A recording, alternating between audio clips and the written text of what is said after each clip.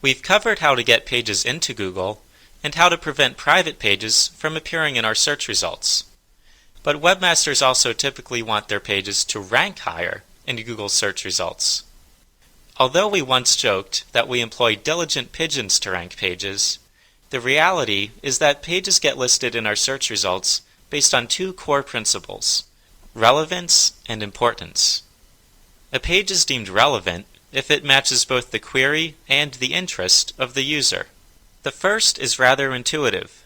If a user searches using the query swing dancing, for example, we're likely to list the resources associated with swing dance venues, shoes, teachers, etc.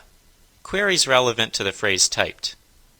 Personalization also plays a role, however, both in the aggregate and at the individual level. We tailor results by geography. For instance, on a search for banks, we'll show primarily Canadian banks to Canadian searchers and British banks to folks in the UK. Search results may also be slightly customized to each individual's search history.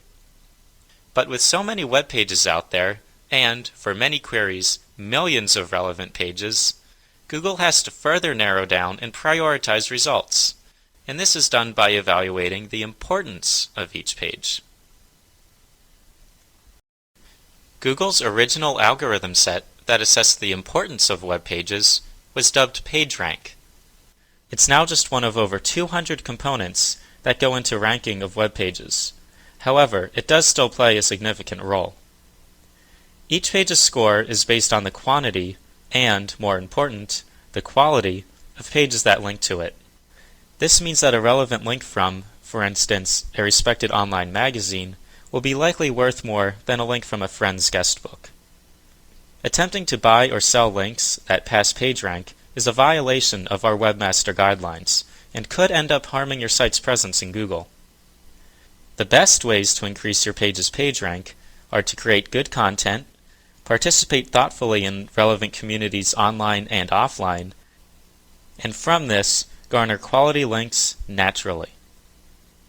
If you do buy or sell online advertising, you'll want to make sure that those links don't pass PageRank by using the nofollow attribute or other means recommended in our Webmaster Help Center. As we update our index, rankings naturally fluctuate, sometimes a little, sometimes a lot, and for a great variety of reasons. In Google's early days, we updated our index in large, occasional batches, playfully named Google Dances. Nowadays, however, we update our index incrementally.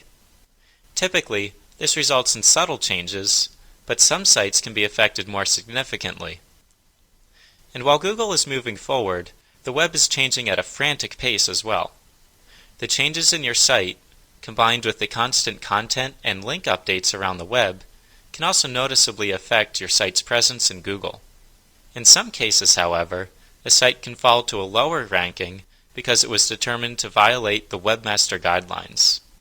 In such situations, you, and ideally an unbiased friend or expert, should carefully evaluate your site, identifying and fixing any issues. Note that these violations may have been caused by someone else who worked on the site previously, or even a hacker who unscrupulously added sometimes hidden links to your pages. We frequently send informational notices about webmaster violations through the Message Center at Webmaster Tools, so be sure you've signed up for this free service. We'll talk more about Webmaster Tools later in this presentation.